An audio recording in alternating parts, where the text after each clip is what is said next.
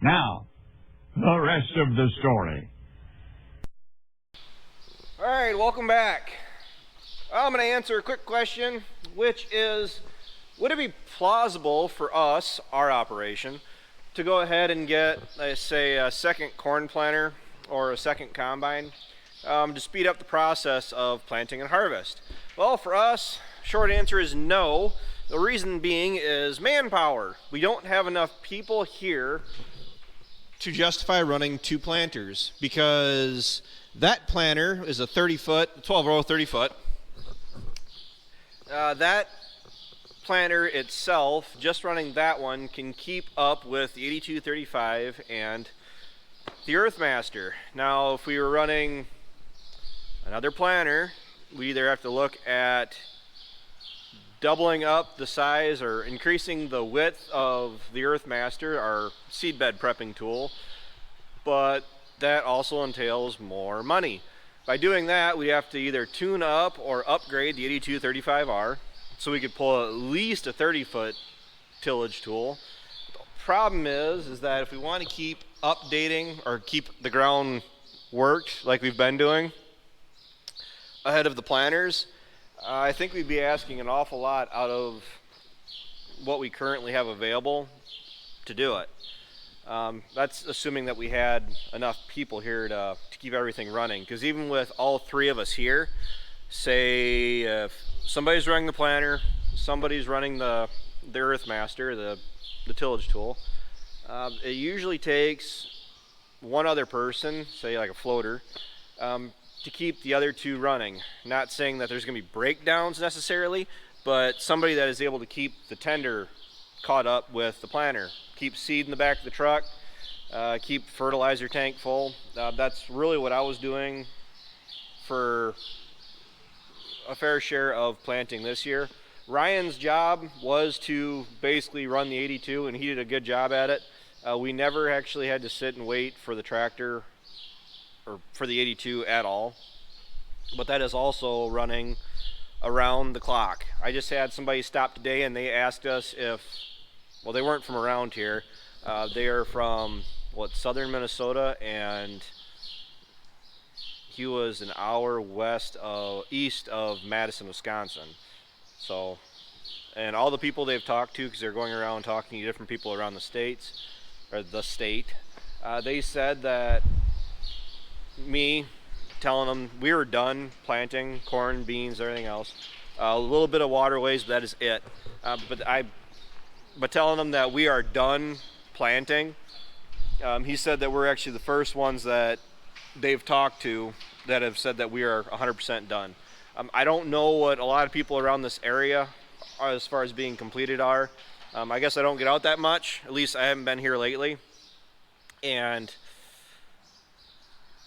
yes, there are some fields that aren't planted yet, but as far as the extent of it, I couldn't tell you. I'm hearing, like on Ag Talk, a couple guys on there saying that they only have a couple hundred acres out of several thousands to plant yet, and that would be absolutely terrible. This is the fastest we've ever put our crops in, and I'm extremely grateful that we were able to get them in like we did. We ran around the clock. We started Monday night. We ran till we got rained out Friday night, and I think the 4640 sat total maybe 8 hours between Monday night and Friday night. We pretty well ran around the clock, and I'm extremely happy that we are. A lot of our crops are up and out of the ground. We have, I'd say about 100 acres yet that were just, it was planted later, that we're waiting on. But as far as that goes, once everything's out of the ground, I'm not really too worried about having to replant anything, and the corn planter will have to get washed up and backed away out of the way. We haven't really done anything as far as getting the haying equipment out yet, but if for some reason the weather decided to straighten up, and it is it's 7:15 tonight, the clouds coming up, it's supposed to rain. We had a little shower right now, but it is supposed to rain literally all night. They're actually calling for thunderstorms.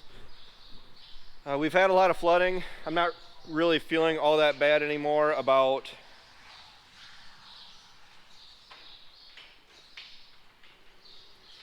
I'm not really feeling all that bad about some of the washing we've had.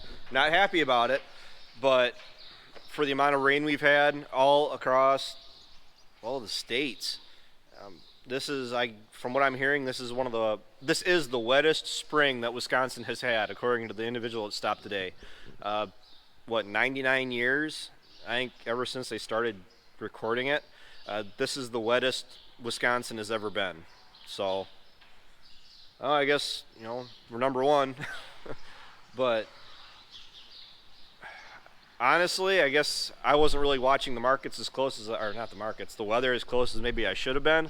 Especially when you're worried about yourself. I really wasn't watching what the rest of the country was doing as far as how wet they were, and hearing about how little they have planted in Illinois, in Indiana, Ohio. I wish I don't think I have the map on me, but according to what I've been told, as far as the national average, we're what, 90 as far as the corn acres planted at this point of the year. We are above 90% planted, according to the 5-year average. This year, we haven't even broken 60%. The market, the traders were looking for, I think it was 63% as far as the national average of corn that is in the ground. We are sitting at, I think it was 58. So corn, I think soybeans too have been going up at a pretty good pace. Yeah, corn right now in the overnight trade is up 12 and a quarter. December futures are 4.49, and soybeans are up 15 cents, and for this fall they're at 8.98. So and the thing is, what I'm hearing is that a lot of the excitement as far as the markets go is yet to come. Depending on what the weather does the next week or two. So, as far as running another combine, honestly, we wouldn't be able to keep up with the two combines. The 9510 is doing all right now. Now that we have our own truck, something with a little bit more capacity is a little bit more feasible. But honestly, as far as for us, I mean, we'd have to easily double our acres before we have to get too concerned about getting too big of a combine, as far as getting too far behind. The 9510, we're getting our money's worth out of her, but she is working just fine. Honestly, going to a 12-row, a machine that can run a 12-row at 3 or 4 miles an hour across our ground with maybe a 25, 30-foot bean head would more than suffice for us for the foreseeable future, probably for the rest of my life. I don't ever see us running 2 planters, 2 combines. I see us running 2 planters before I see us running 2 combines. Just to be able to get the crop in the ground. Your window to harvest, typically on a regular, average-ish year, you have more time to harvest.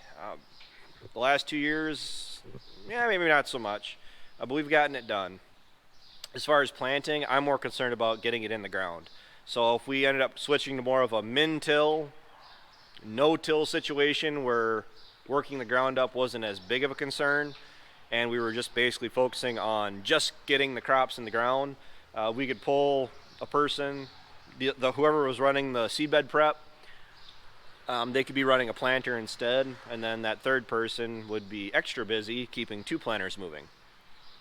So it all depends on where you stand in your operation. For us, it's not plausible for another corn planter or another combine.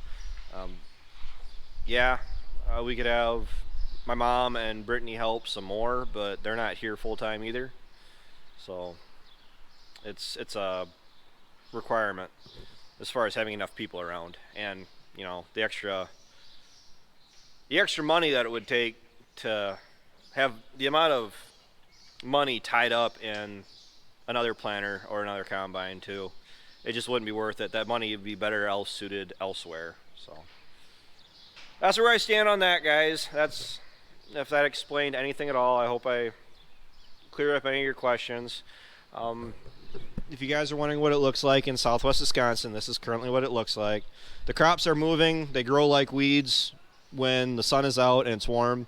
But as of right now, it is wet and cold, and it's in the 60s. So crops don't really do well in those kind of situations. So, all right, until next time, take care, take it easy, keep in touch. I'll talk to you then.